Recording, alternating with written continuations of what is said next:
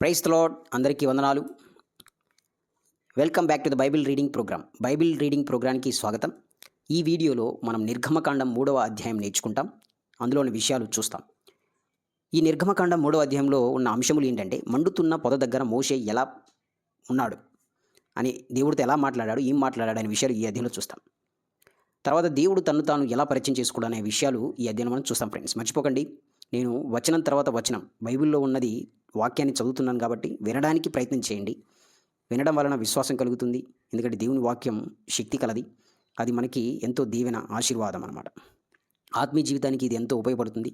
దాన్ని మనం మన జీవితాలకు అన్వయించుకొని ముందుకు వెళ్తే అది మనకి ఎంతో ఉపయోగపడుతుంది ఆధ్యాత్మిక జీవితంలో. సో చాలా జాగ్రత్తగా ఆలకించాల్సిందిగా మనస్ఫూర్తి కోరుకుంటున్నాను. So let's start our program. మండుతున్న పొద దగ్గర మోషే. చూద్దాం మొదటి వచనం. మోషే మిద్యానులో యాజకుడైన తన మామ ఇత్రో మందను మేపుతున్నాడు. ఆ మందను అరణ్యం అవతలి వైపుకు తోలుకుంటూ దేవుని పర్వతం హోరేబుకు వచ్చాడు. ఇక్కడ అండర్లైన్ చేసుకున్నాం. ఇక మోషే మిద్యానులో యాజకుడైన, మిద్యాను యాజకుడు ఎవరు? ఇత్రో. ఈ ఇత్రో ఎవరు? మోషే మామ. ఈ మోషే మామ అయిన ఇత్రో మందను, ఆ పశువులు కావచ్చు, గొర్రెలు కావచ్చు, ఏదైనా కావచ్చు, ఆ మందను మేపుతూ ఉన్నాడు. ఆ మందను అరణ్యానికి, అంటే అక్కడ అరణ్య ప్రదేశం ఉంది, ఆ అరణ్యానికి అవతల వైపు ఒక పర్వతం ఉంది. అది ఇంపార్టెంట్ పర్వతం, ఇది గుర్తుపెట్టుకోండి. హోరేబు. ఈ హోరేబు అనేది దేవుని పర్వతం. ఈ హోరేబు అనేది దేవుని పర్వతం. ఈ హోరేబు దగ్గరికి వచ్చాడనమాట. ఈ దేవుని పర్వతమైన హోరేబు దగ్గరికి అతడు వచ్చాడు. అక్కడ ఒక పొద మధ్య నుండి అగ్ని జ్వాలల్లో యెహోవా దూత అతనికి ప్రత్యక్షమయ్యాడు. మోషే చూస్తూ ఉండగా అగ్నిలో ఆ పొద మండుతూ ఉంది, కానీ పొద కాలిపోవడం లేదు. ఇంకా పొద దగ్గరికి వెళ్ళి, ఆ పర్వతం దగ్గరికి వెళ్ళాడుగా, ఆ పర్వతం దగ్గర ఒక పొద ఉంది. ఈ పొద మధ్యలో నుండి ఒక అగ్ని జ్వాలలు రగులుతూ ఉందన్నమాట. ఆ అగ్ని జ్వాలల్లో యెహోవా దూత అతనికి ప్రత్యక్షమయ్యాడు. ఇక మోషే చూస్తూ ఉండిపోయాడు. అగ్నిలో ఆ పొద మండుతూ ఉంది. అగ్నిలో ఆ పొద మండుతూ ఉంది, కానీ పొద కాలిపోవడం లేదు. అప్పుడు నెక్స్ట్ వచనం. అప్పుడు మోషే ఆ పొద ఎందుకు కాలిపోవడం లేదు, ఆ వింత ఏమిటో ఆ వైపుకు వెళ్ళి చూద్దాం అనుకున్నాడు. అప్పుడు మోషే ఏమనుకున్నాడంటే, ఇదేంటి, ఆ పొద మధ్యలో అగ్ని జ్వాలలు రగులిపోతుంది, పొద మాత్రం కాలిపోవట్లేదు, ఇదేం వింత అబ్బా అని, ఇదేం ఆశ్చర్యం అని చూద్దామని అక్కడికి వెళ్తూ అనుకున్నాడు. దాన్ని చూద్దామని అతడు ఆ వైపుకు రావడం యెహోవా చూశాడు. ఆ పొద మధ్య నుండి దేవుడు మోషే మోషే అని అతన్ని పిలిచాడు. అప్పుడు అతడు చిత్తం ప్రభువా అన్నాడు. ఇంకా అది చూద్దామని అనుకుని ఆ వైపుకి వెళ్తూ ఉన్నాడు. ఆ వెళ్తూ ఉండడం యెహోవా చూశాడు, అంటే దేవుడు చూశాడు. చూసి ఆ పొద మధ్య నుండి దేవుడు మోషే మోషే అని పిలిచాడు. పిలిచి చిత్తం ప్రభువా నేనున్నాను అని అన్నాడు. అందుకు ఆయన, దగ్గరికి రావద్దు, నీ కాళ్ళకున్న చెప్పులు తీసేయి, నీవు నిలబడి ఉన్న ప్రదేశం పవిత్రమైనది అని అన్నాడు. ఆయన ఇంకా, నేను నీ పూర్వీకులు అబ్రహాం, ఇస్సాకు, యాకోబుల దేవుణ్ణి అని చెప్పగా మోషే తన ముఖము కప్పుకొని దేవుని వైపు చూసేందుకు భయపడ్డాడు. ఇంకా మోషే ఆ పొద దగ్గరికి వెళ్తూ ఉన్నప్పుడు దేవుడు చూసి మోషే మోషే అని పిలిచినప్పుడు, చిత్తం ప్రభు అని పిలిచినప్పుడు, అప్పుడు దేవుడు అంటున్నాడు, నువ్వు దగ్గరికి రావద్దు, నీ కాళ్ళు చెప్పులు అక్కడే విడిచిపెట్టేసేయి, ఎందుకంటే నేను నిలబడి ఉన్న ప్రదేశం పవిత్రమైంది, పరిశుద్ధమైంది అని చెప్పాడు. ఇదిగో నేను నీ పూర్వీకులైన అబ్రహాము, ఇస్సాకు, యాకోబుల దేవుణ్ణి అని చెప్పినప్పుడు మోషే తన ముఖాన్ని కప్పుకున్నాడు. దెబ్బతో కప్పుకొని దేవుని వైపు చూడడానికి భయపడ్డాడు. నెక్స్ట్ వచనం. యెహోవా ఇలా చెప్పాడు, ఐగుప్తులో ఉంటున్న నా ప్రజలు పడుతున్న బాధలు నాకు తెలుసు. కఠినమైన పనులు చేయిస్తూ వారిని బాధ పెడుతున్న వారిని బట్టి వారు పెడుతున్న మొర్ర నేను విన్నాను.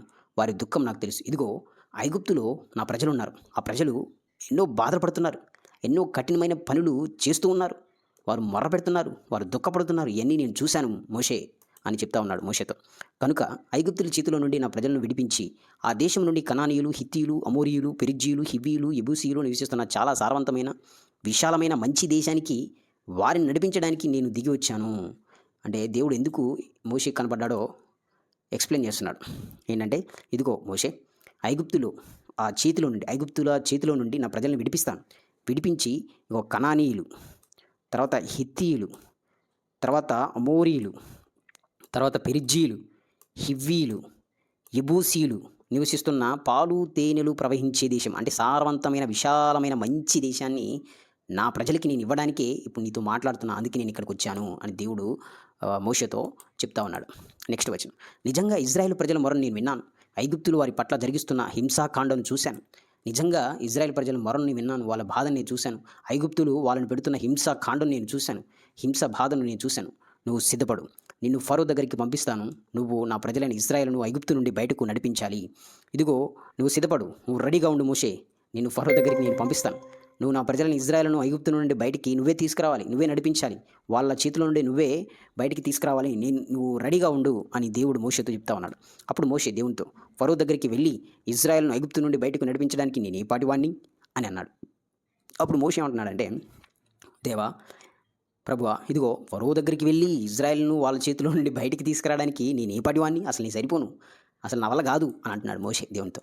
దేవుడు, నువ్వు ఆ ప్రజలను ఐగుప్తు నుండి తీసుకొని వచ్చి నా తర్వాత మీరు ఈ కొండపై దేవుణ్ణి ఆరాధిస్తారు. ఖచ్చితంగా నేను నీకు తోడుగా ఉంటాను. నేను నిన్ను పంపించాను అని చెప్పడానికి ఇదే సూచన. దేవుడు ఒక సూచన ఇస్తున్నాడు. ఏంటి ఆ సూచన అంటే, ఇదిగో నువ్వు ఆ ప్రజల్ని ఐగుప్తు దేశం నుండి తీసుకొని వచ్చి ఈ హోరేబు కొండ ఉంది కదా, ఈ కొండ మీద నన్ను ఆరాధిస్తావు. ఖచ్చితంగా నేను నీకు తోడుగా ఉంటాను. నేను నిన్ను పంపించాను అని చెప్పడానికి ఇదే ఒక సూచన అని దేవుడు మోషేతో చెప్తూ ఉన్నాడు. మోషే, నేను ఇశ్రాయేలు ప్రజల దగ్గరికి వెళ్ళి వారితో మీ పూర్వీకుల దేవుడు మీ దగ్గరికి నన్ను పంపించాడని చెప్పినప్పుడు వారు ఆయన పేరేమిటి అని అడిగితే వారితో నేనేం చెప్పాలి అని దేవుని అడిగాడు. ఈ వచనం ఏం చెప్తుందంటే, ప్రభువా నేను వెళ్తాను, ఇజ్రాయెల్ ప్రజల దగ్గరికి వెళ్తాను. ఇజ్రాయెల్ ప్రజల దగ్గరికి వెళ్ళి నీ పూర్వీకుల దేవుడు నన్ను పంపించాడని చెప్తాను. చెప్పినప్పుడు నీ పేరు అడిగితే నేనేం చెప్పాలి అని దేవుణ్ణి మోసే అడుగుతూ ఉన్నాడనమాట. అప్పుడు దేవుడు తనను తాను వెల్లడిపరుచుకునే విధానం ఇక నుంచి మనం చూస్తాం. దేవుడు పేరు వెల్లడి. అందుకు దేవుడు, నేను శాశ్వతంగా ఉన్నవాణ్ణి అనే పేరు గల వాణ్ణి, ఉన్నవాడను అనే ఆయన నన్ను నీ దగ్గరికి పంపించాడు అని ఇశ్రాయేల్ ప్రజలతో చెప్పు అని మోషేతో చెప్పాడు. అంటే దేవుడు తను ఎలా పరిచయం చేసుకుంటున్నాడు చూడండి. నేను శాశ్వతంగా ఉన్నవాననే పేరు గలవాణ్ణి, నేను ఉన్నవాడను, ఇప్పుడుంటాను, ఎప్పుడున్నాను, ఎప్పుడూ ఉంటాను అనేనే నేను ఉన్నవాడను, అనువాడను, శాశ్వతంగా ఉన్నవాడనని ఆ ప్రజలు, ఇజ్రాయెల్ ప్రజలతో చెప్పు, అక్కడికి వెళ్ళి చెప్పు మోషే అని దేవుడు తన్ను తాను పరిచయం చేసుకుంటున్నాను ఫ్రెండ్స్.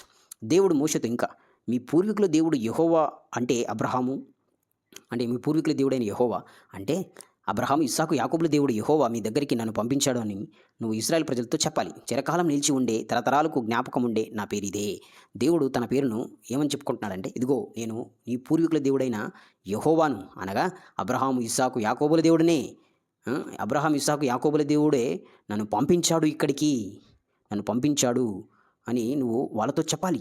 అది తరతరములకు జ్ఞాపకం ఉండే నా పేరు ఇదే అని చెప్పాడు. తరతరములకు జ్ఞాపకం ఉండే పేరు, దేవుని పేరు ఏంటి? అబ్రహాం, ఇస్సాకు, యాకోబు దేవుడు అని. నెక్స్ట్, నువ్వు వెళ్ళి ఇజ్రాయేల్ పెద్దలను సమకూర్చి మీ పూర్వీకుల దేవుడు యెహోవా అంటే అబ్రహాం, ఇస్సాకు, యాకోబుల దేవుడు నాకు కనబడి ఇలా చెప్పాడు, నేను ఐగుప్తులో మీకు జరుగుతున్నదంతా చూశాను.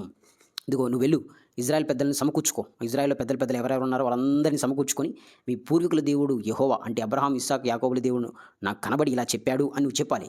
నేను ఐగుప్తులో నీకు జరుగుతున్నదంతా చూశాను అని నువ్వు చెప్పాలి. ఐగుప్తులో మీరు పడుతున్న బాధల నుండి విడిపించి కనానీయులు, హిత్తీయులు, అమోరీయులు, పెరిజ్జీయులు, హివ్వీయులు, యెబూసీయులు నివసిస్తున్న పాలు తేనెలు ప్రవహించే దేశానికి మిమ్మల్ని తీసుకొస్తానని అని చెప్పాడని వారితో చెప్పు అని చెప్పాడని వారితో చెప్పు. ఇదిగో దేవుడు, మోషే నువ్వు వెళ్ళు, ఇజ్రాయెల్ పెద్దలందరినీ సమకూర్చుని వాళ్ళతో ఏమంటావంటే, నువ్వు నన్ను మీ పూర్వీకుల దేవుడైన అబ్రహాం, ఇస్సాకు, యాకోబు దేవుడే నన్ను పంపించి మీ బాధల నుండి, ఐగుప్తుల బాధల నుండి విడిపించి కనానీయులు, హిత్తీయులు, అమోరీయులు, తర్వాత పెరిజ్జీయులు, హివ్వీయులు, ఒబీసీయుల నివసిస్తున్న సారవంతమైన పాలు తేనెలు ప్రవహించే మంచి దేశం ఉంది కదా, ఆ దేశాన్ని మీకు ఇస్తానని చెప్పాడు అని చెప్పు మోషే అని దేవుడు మోషేతో చెప్తున్నాడు. ఇంకా వాళ్ళు నీ మాట వింటారు గనుక నువ్వు ఇజ్రాయేల్ ప్రజల పెద్దలు ఐగుప్తు రాజు దగ్గరికి వెళ్ళి అతనితో, హిబ్రీల దేవుడు యెహోవా మాకు ప్రత్యక్షమయ్యాడు, మేము అడవిలోకి 3 రోజులు ప్రయాణమంతా దూరం ప్రయాణించి మా దేవుడు యెహోవాకు బలులు అర్పిస్తాము, మాకు అనుమతి ఇవ్వు అని అతనితో చెప్పాలి.